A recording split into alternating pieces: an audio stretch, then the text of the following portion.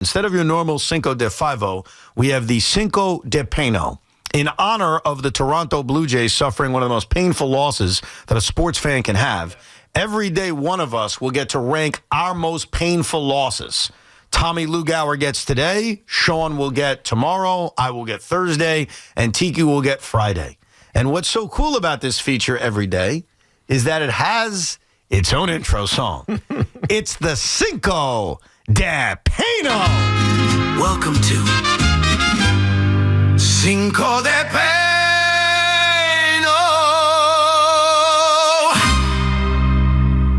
Grab a bagel and your tissues too. We're ranking all the heartbreaks we've been through. From Queens to the Bronx, from the Garden to the Rock. It's a symphony of sorrow, so let's unlock Cinco de Pain-O, a fiesta of defeat and despair. From number 5 to numero uno, we'll crown the king of heartbreak, you know. Cinco de Pain-O. We bleed blue, orange, and gray. We'll laugh at the pain, 'cause it's the New York way. With that said, ladies and gentlemen, Tommy Lugauer, the floor is yours. Cinco de Pain-O, or in this case, Cinco de Pain-O, is brought to you by Helix Wireless, connecting everything, everywhere. When I put this list together, I was struggling a little bit with how I felt at the time that it happened, and now how I feel all these years later. So I did take that into account when I made this list. So Right, because your pain changes sometimes over time. correct, based on what happens with that franchise in the years after. So let's start with number 5. Here we go! Number 5. The date was January 5th, 2003. And there is one individual that I blame for this loss. And Tiki, when you see this guy in a few weeks, you let him know that Loogie blames him. And that, of course, is Michael Strahan. Because Michael Strahan touched the money. When you point to the scoreboard, when it's 38-22, you touch the money. Everybody wants to blame Trey Junkin, and they have this huge collapse. When Strahan, just let T.O. be a knucklehead. Right. Let T.O. be T.O. And he points to the scoreboard. Shockey dropped the pass, too. Shockey, and of course, I'm alluding to Giants-Niners wild card game. My grandfather went to the hospital after this game with I believe it's called a TIA, where you lose your memory. I wish I was in the hospital bed next to him, and my memory was wiped, too, that I'd have to, remember this off. And remember, I had not seen a championship up until this point. It was brutal. We had just lost the Super Bowl a couple years prior, and that game just I hated Terrell Owens. I hated the Niners. That loss just gutted me as a Giant fan. But they've won 2 Super Bowls since, so it's all good. That's why it's number 5. Good one. Number 4. Let me take you back to 1995, because Michael Jordan, and I'll use air quotes here, went to go play baseball. He had just returned back to the NBA with the "I'm Back" the press release. The Orlando Magic had defeated the Chicago Bulls.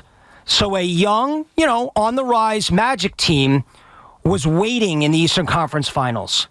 And all Patrick Ewing had to do, I know he had bad knees, all he had to do was dunk the ball. Just dunk it!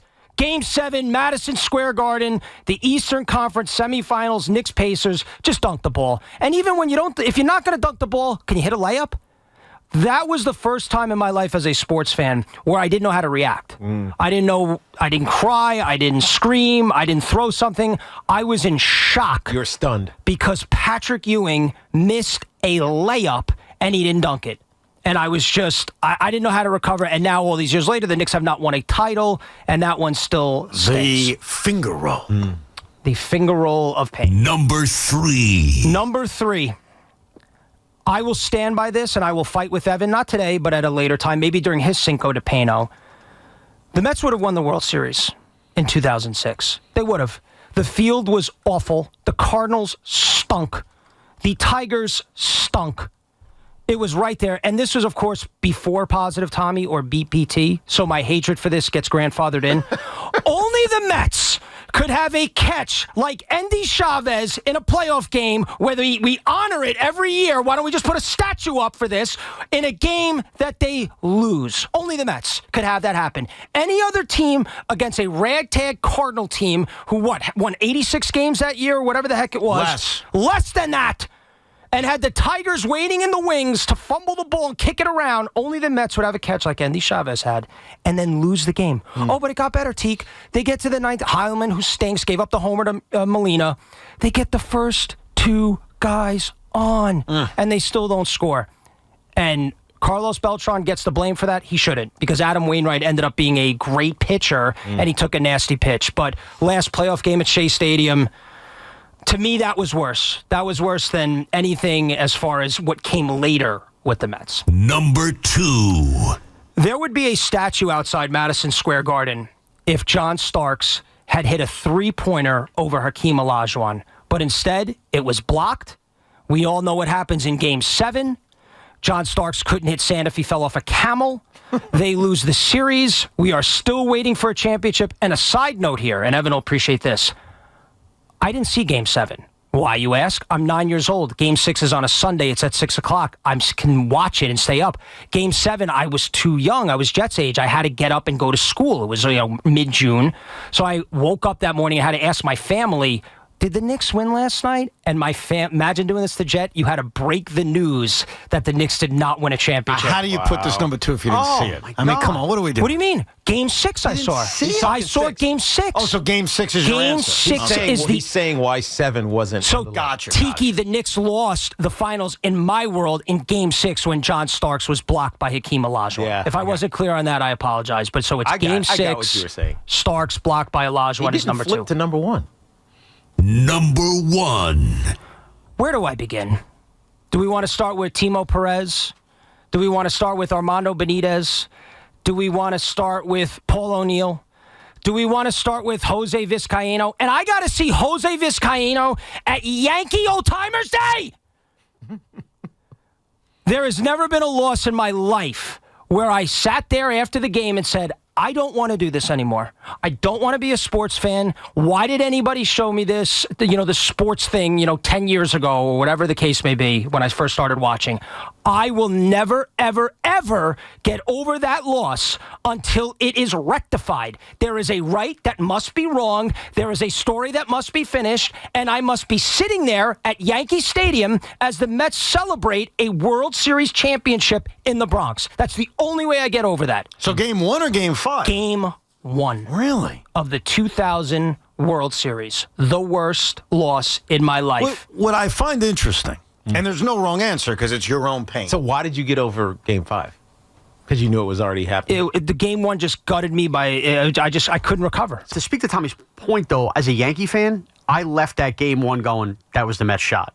It's over. No, I agree with that. So I see what he's saying. No, I agree with that. I'm not actually disputing that. Like, leaving Game 1, there was that pit of this was our chance. I felt that way in 2015 as well. What I'm saying is, and maybe this is just my own diabolical mind, I still had a shot, despite thinking they missed their shot. Yeah. And so to me, when I think of 2000 or 2015, because again, those two World Series are basically carbon copies, I think of the end. Because when it's over, it's over. It's over. Like, you are literally put out of your misery, as bad as a loss can be.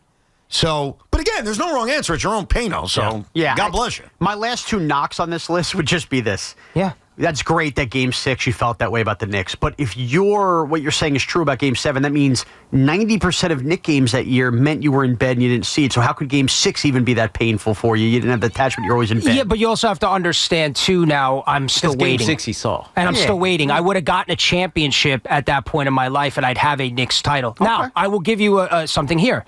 The no biggie game, Game 1 Eastern Conference Finals from this past year, that could be number 1 in 20 years. I called it a no biggie, but that because I wanted to put that on the list.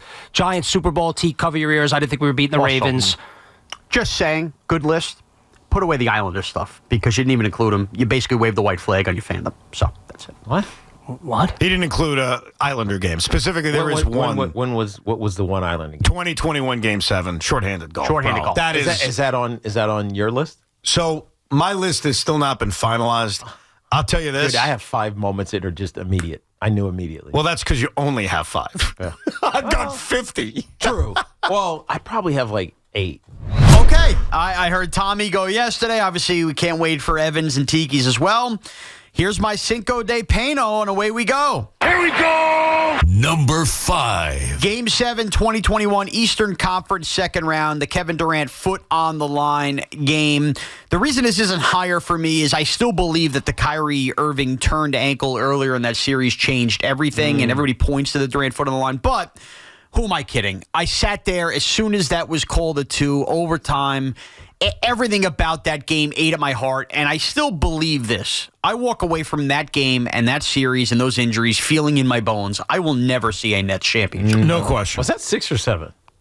7. That was game 7. Right. Winner take Yeah. all. Right. Barclays Center. No, I agree with that sentiment. Like, I am fully convinced that the Brooklyn Nets will never win an NBA championship. Though in the meantime, they should trade for John Morant. The Nets still in the league. Keep going. All right, here we go. Number 4. It's Game 7 of the ALCS in 2004. Now, again, why is this not my top 3? It felt like this was a culmination of what had happened in the previous 3 games, but I still can't rip the pain away of the Johnny Damon and everything that went into that. And just knowing that, oh my God, it happened. They finished off being a punchline forever, and Game 7 was the exclamation point where I could not sleep that night, knowing that had finally gone down. How could you? Yeah. All right, here we go. Number 3. It's Game 7, 2001. When you take into the emotion of 9/11, Mariano of all people blowing it, and knowing that you had won all those games at Yankee Stadium only to lose the series, and you were robbed of a 4-peat. I mean, that one kills me. The reason we talked about that one yesterday. I'm stunned that's number 1 for this reason. And Number 3. I'm stunned it's not number 1. Okay. That's all I said. I can't imagine being that close to a championship. Like, you are literally thinking, you're counting the outs from a championship and not winning it. Because I don't have that in any of my sports, any of my games. I was never able to count outs or minutes to a championship. And you were outs away with the greatest closer ever on the mound. Like, I know they had won 3 in a row. I get it. That, to me, is very tough to ever beat. Now, I want to make it clear before I finish off the next 2. When I was asked to do this list and I put together the list was rather easy for me to just rattle, because I wanted to go with what rolls off my tongue first in the top 5. Sure. And then I went to ranking them. So is it possible? I did the same thing. Is it possible that in this moment, maybe it was the worst I felt, and it's been so long that I removed myself, but I did push it down a peg knowing, man, I did come off 3 straight championships. Fair enough. You know what I mean? All right, here we go. Number 2. It's Game 6, 2012 Eastern Conference Finals in the NHL. Adam Henrique scores in overtime to end the Rangers season. A game I watched here. A game I had to alert Steve Summers that the game had ended because he was outside smoking a cigarette. What? Yeah, it's just one of my favorite WFAN stories of all time. He came up, we lost. Steve, you didn't come back early enough in overtime to get back here. Yeah, I mean, that one. That's bad. That one's bad because that was the first time with Henrik Lundqvist where you're sitting there going, man, we're going to overtime. We're going to force a Game 7. We're going to beat the Devils. We're going to go. We're going to do the whole thing. And I'm still sitting here, and you might say, well, Shaun, they lost the Stanley Cup. No, there was something about that series being the first with Lundqvist that's going to bother me. And then he never got one. Yep. And it's the Devils. It's the Devils. Remember, they lost the Cup in 5. It was different. All right, here we go. Number 1. It's the 2002 wildcard game, a game Tiki was in. Oh, come on. The Number 1? Can I explain why? Okay. Giants blow the 24-point lead. We talked about this with the Denver game. This game is because of the point collapse, and the team had all the makings of the hot team in a sport that, remember, at this time we're thinking, you get hot at the end of football, you go on a run. They'd won 4 in a row to make the playoffs. They're up big. It's in San Francisco. Then the blown snap, it bothered me because then I was so fixated on not calling the pass interference play. On Richie Soyberg. Yes. And the reason this bothers me more, and you know what made it worse, Shaun? They called it legal man downfield. A legal man downfield, which was ridiculous. So that ingredients. But what really bothered me, and Evan, I think that this is where it's going to relate to you. You do a podcast called what? Rico Bronya. Okay. Don't we all have affinities for certain players on certain teams? Mm-hmm.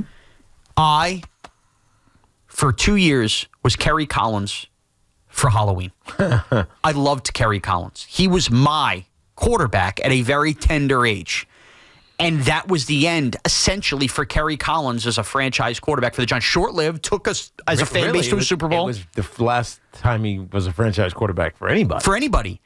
And I will be the first to admit I was wrong. I didn't want Eli Manning. I wanted Robert Gallery. I wanted to stick out with the Eli Manning era. I mean, when I look back... You mean the Kerry Collins? The Kerry Collins. When I look back, this game still bothers me more because I wonder, what if they had won that game, what it would have meant for Kerry Collins' legacy. So I know that you might say, how do you not take Game 7 Yankees? They won so much. I get you. And before this was before 07 and 11. It bothered me. I get you. Shaun, you weren't alone in that, by the way. With the Kerry Collins? Yeah. Most of us vets wanted Kerry Collins.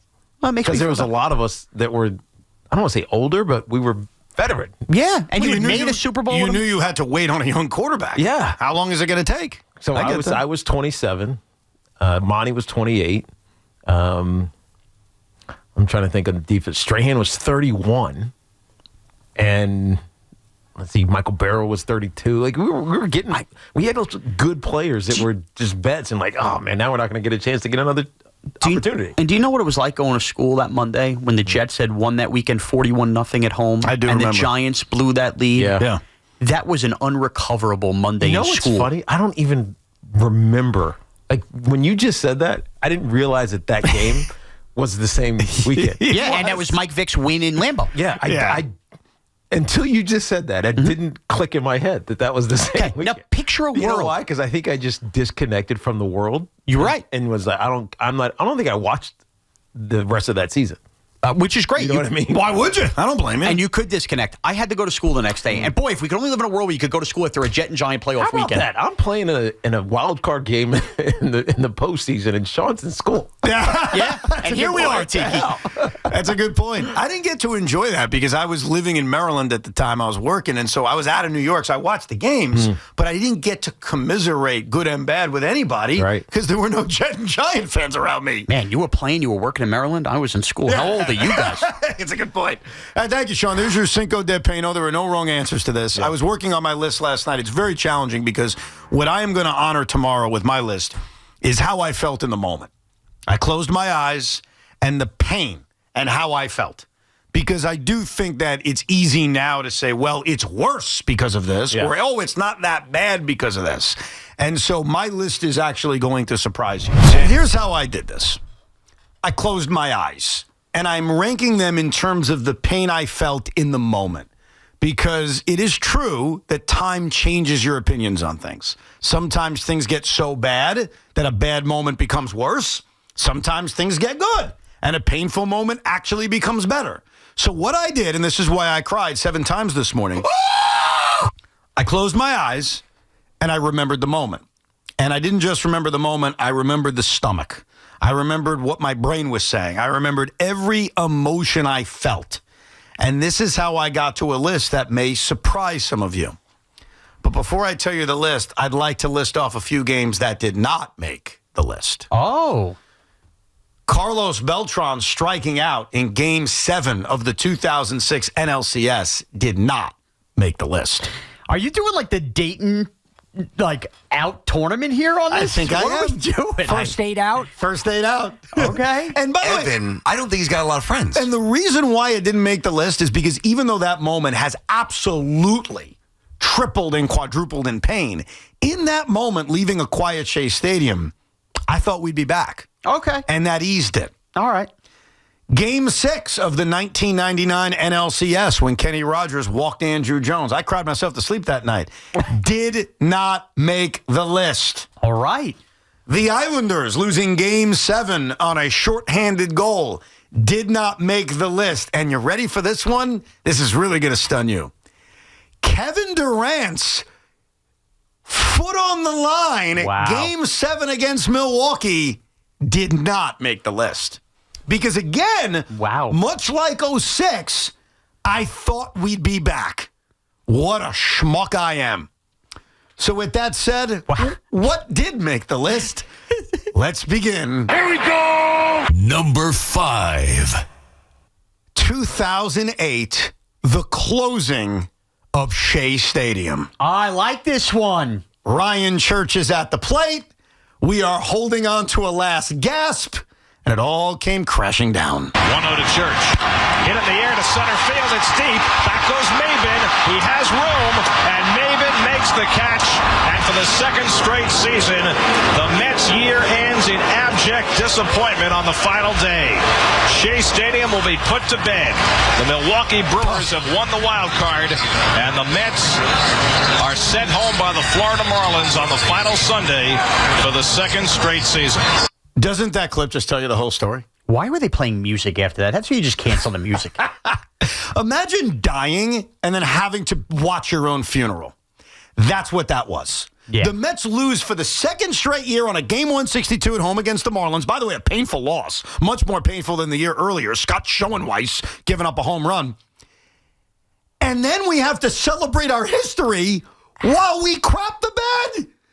I get angry and sad and I want to puke thinking about that moment. So, yes, number 5 is 2008, the closing of Shea Stadium. It's just another reminder because we kind of always just forget about it and we talk about it and laugh.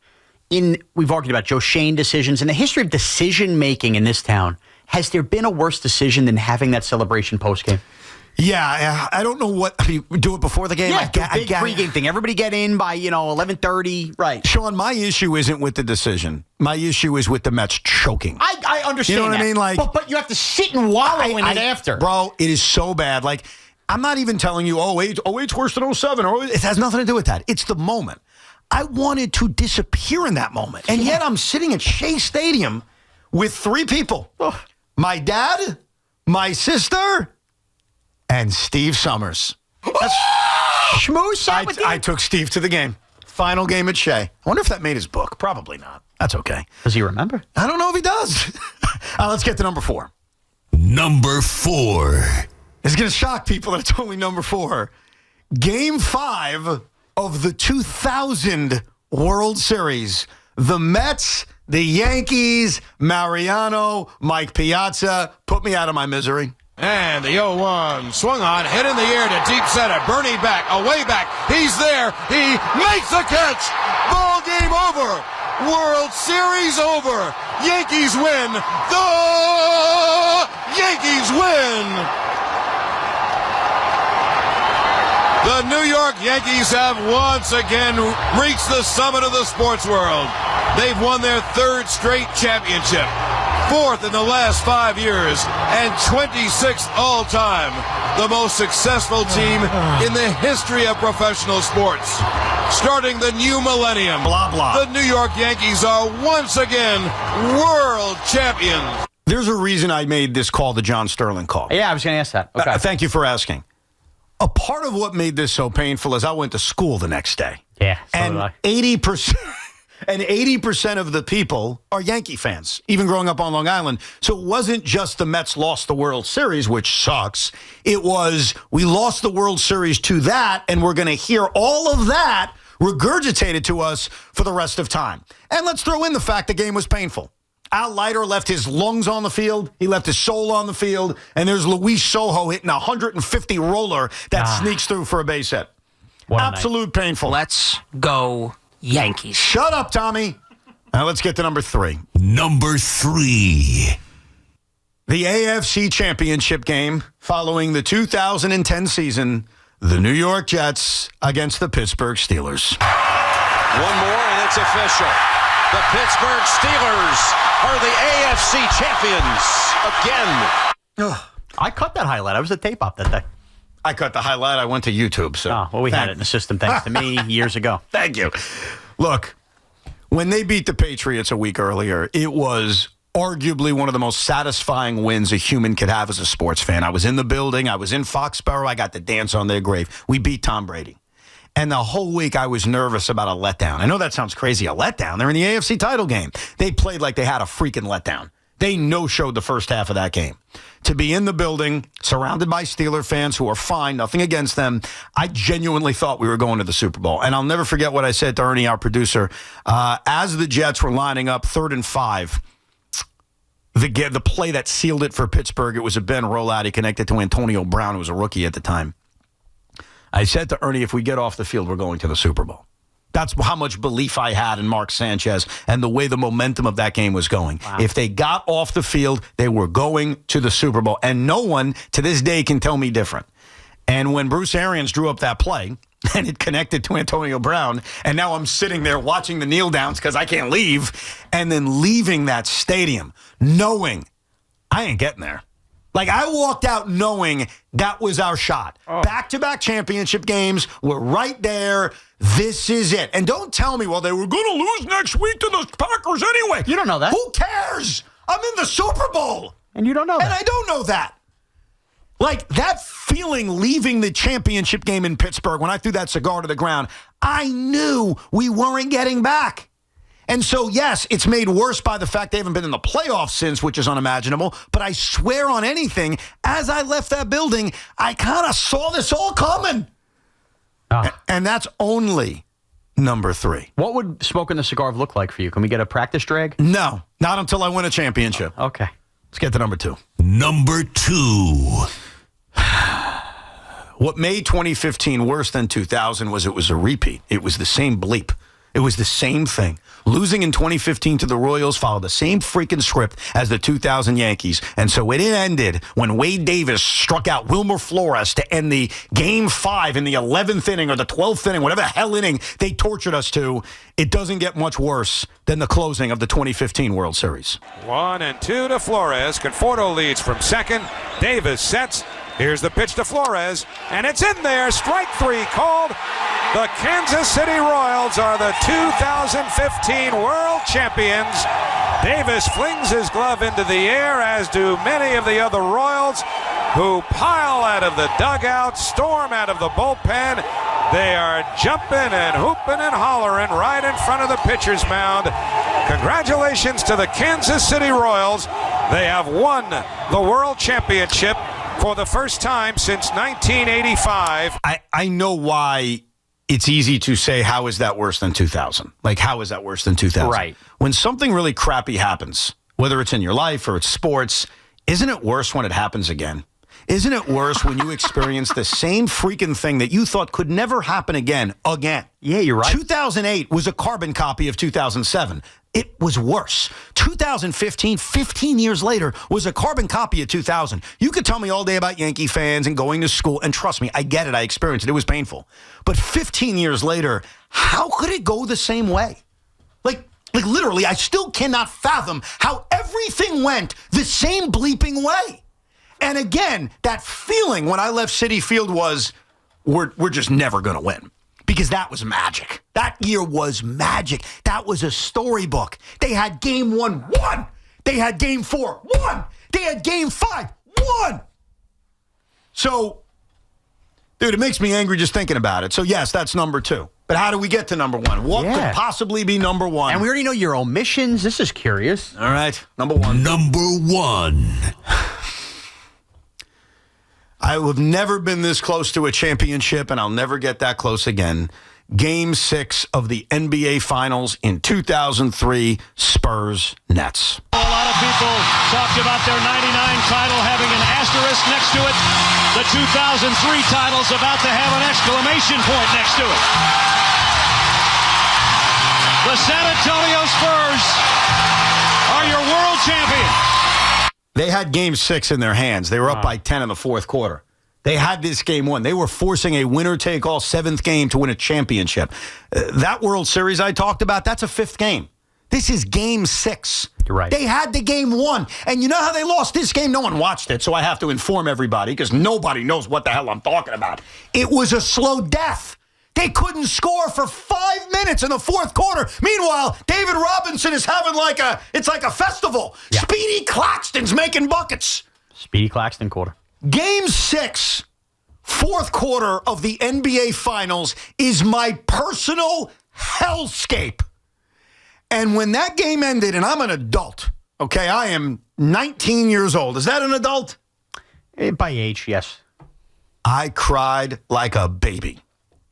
Not tears like here and there. I mean bawled like a biatch. Like it was it was horrific.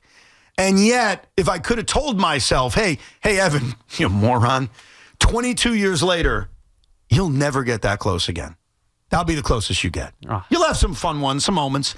That will be the closest you will ever get to a championship, you stupid redheaded loser. I would have said, come on, that's too negative. That can't possibly be the case. And so, yes, number one is what I like. Personal hellscape. Thank you. That was the worst experience I've ever had watching sports, watching the death of a season before my eyes, being that close to a championship. So congratulations, Jason Kidd, Kenyon Martin, who no-showed. Congratulations to the 2003 New Jersey Nets. And that's my list. It's a great list. All right, I put a lot of thought into this, obviously, because I played the game. A few of these, most of them, are going to be from my playing days, but not all of them. So, let's go. Here we go. Number 5. Number 5 is Super Bowl 35. This was the Super Bowl in 2000. As we all remember, we got beat the crap up by the Baltimore Ravens. The reason this is bottom of the list, it had to make the list because obviously it was the one Super Bowl that I played in. The reason it's the bottom of the list is because in the moment, I thought I was going back to another Super Bowl. It was early in my career. I was 26 years old, wherever the heck, however old I was. And I didn't feel like, man, I'm never going to get another shot. That was my shot. And we lost to one of the best defenses in football history, period. And so they laid the whooping down. It was what it was.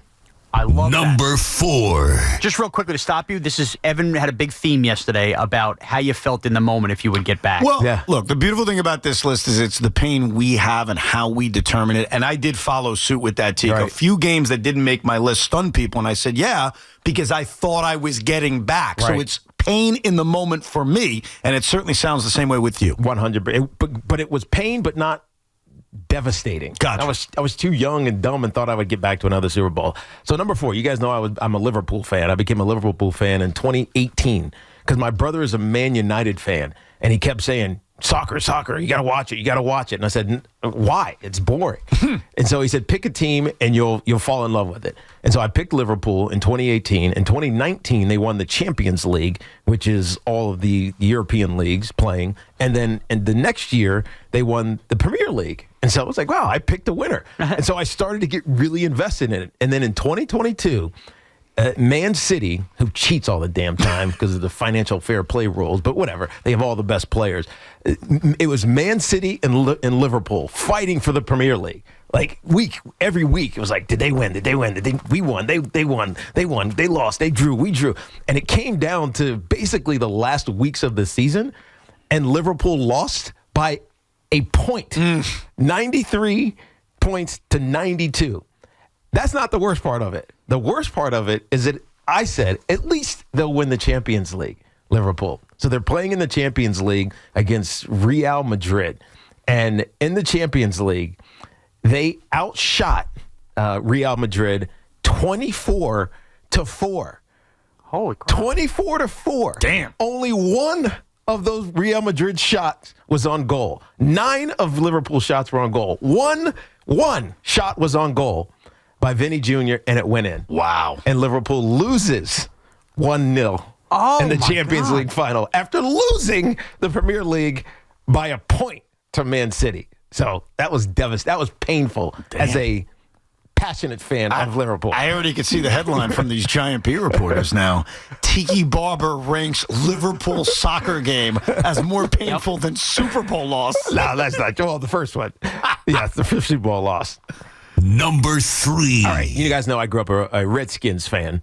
So the strike year, which was Super Bowl 17. 82. 1982 was 83 Super Bowl. So 83, 84, the Redskins are amazing. Right. 14-2 in the regular season. They get right to the Super Bowl, and they're taking on the mighty Raiders. Raiders get off. They block the punt and score right away. So it's 7-0. So all of a sudden, as a kid now, I'm not even 10. I'm 9 years old at this point. So I'm watching this game intently, and the Redskins get down early. And then in the third quarter, it's 9-28. And I'm thinking, oh, still a chance because you're young. Everybody's got to calm down. Tiki does that. Now continue. Yes, but it's 9-28. Well, yes. okay. I call my team first. 9-28. 28-9, whatever it is. Thank you. And I feel like, man, we still have a chance. And then Marcus Allen does something that made me a Marcus Allen fan for life and broke my heart. He started left. It was an outside zone play. Gets stopped. Reverses field. Not even like facing the field. He reverses field like turns the other way. Comes back towards the middle of the field. Puts his foot in the ground and goes 74 yards for a touchdown. game's over. It's 35-8. I think I shed a little bit of a tear because I knew my team just was destroyed. Now, we ended up winning a couple years later with Doug Williams and a black quarterback, so restored my faith, but it was painful in the moment for a 10-year-old. Look at that. I love it. He was a sports fan as a kid, damn it. Our Redskins loss is higher than the Giants Super Bowl. Number 2. We already talked about this one, the 2003 wild card game. San Francisco, New York Giants were up by 24 points, and there's no reason we should have lost. It is what it is. That one was painful because I started to feel like, man, I'm getting old. And I knew I wanted to play my brother because if we would have won, they won their division. We would have played them in the divisional round in Tampa, and I think we would have beaten them because we had a good run game. We had a good team that year, and it was just painful how we lost. Richie Soyberg gets called for a legal man downfield. He reported eligible. He gets pulled down by the shirt, the collar of his jersey. They don't call pass interference, and the refs run off the field. They don't even talk about it. They call the flag. It's over. We're arguing about it. They run off the field. Game over. It was painful because we couldn't even argue it. That was number 5 on Tommy's list and number 1 on Shaun's list. So this made 3 of the 4 lists. Obviously, wasn't going to make mine. But. And that would have been number 1 on Tam Hopkins' list, as we all know. And finally, number 1. Number 1. The 2005 wild card game against the Carolina Panthers. So we hosted this game. We had the backstory. We knew that Wellington Mara and Bob Tisch were both ill going into this season. Coach Coughlin said 2005 is the team of record for the New York Giants. And I took that personally because I had a really good relationship with both Mr. Mara and Mr. Tisch. And so that season was my best season by far. 1,800 yards rushing, 500-something yards receiving at 23, whatever, all-purpose yards. It was second at the time in the history of the NFL. But it wasn't by accident. I rushed for 200 yards 3 times in that season. And it was because of what that season meant to the Giants and to our owners. And so we get to the wild card game, and we're playing the Carolina Panthers at home. We should beat them. You got killed. We got destroyed. This was like, the 3rd and 29 that the Eagles picked up? The Freddie Mitchell play? No. Donovan past McNabb. week. This past week, right. The 3rd and 29? Yes. The Carolina Panthers were doing that to us, and it was frustrating, and it sucked. And after the game, I said, we got out everything, including out-coached, and got in trouble because of that. But the only reason, and the reason I said that was because the message was, we'll get them next year. Right? Well, we have a good team. We'll get them next year. But to me, it was like, next year doesn't mean jack. This was the year of record. Right. This was the season that we're supposed to go deep into the postseason, try to win a Super Bowl, because both of our owners passed away in the season. And all season long, that was the narrative. It was the reason I had that year. And so it was painful to the point where I almost retired. So I played another season. But the reason I fell, I don't want to say out of love with football, but it lost something for me was because of how that season ended. Wow. So that's number 1 painful, but it's number 1 painful by 18 miles. I could tell. It's not even close. No, I could tell. I could tell in your voice. Number 1. That's my number 1. That's a great list. It really is. The eclecticness. You got a little fandom with Tiki as a kid and then as an adult with the games. I love that. That was a very good list. You've also inspired me. I am now on a mission. We have the WFAN archives here at WFAN. I want to find Mike and the Mad Dogs Open to that Giant Niner game. It's not on YouTube, but we have archives here. I'm just so curious, like, what they said, the approach. So I promised that in the next 2 weeks. And I'm also curious to find my overnight open after you lost that game. That's your most painful loss as a human. Because I'm curious what I said. Yeah. I'm curious if I was like, look at that Tiki. Right. What a jackass. I'm curious. Probably not, by the way. Now that we did this whole exercise and hearing Tiki mixing match, Evan Roberts, you listed your 5 painful games. If you could have inserted, I don't know, a Twitter baseball loss in there or something, no. Would you have done that? No. Is there anything in your athletic Not even career? close. I can't even remember one. That's how little I cared about actively competing in sports. Like, I enjoyed it, and I was always this way. It's probably my biggest flaw. This is Tiki's going to look at me like I have 10 heads. I played sports because it was fun. I never cared about winning or being successful. I just cared about this is a good time. Yeah, you took the school kid approach. I really did, and most people don't, because even when you're a terrible athlete like myself, you still go out there and you're like, I gotta win. Right. I was I just want to have a good time and not get injured. And I loved it. Like even today, when I go out and play in the backyard, I don't care if I win. I try to teach that to my kids. They do not agree with me. Good. I know, you're like, good, Right. good. Let them have some fights.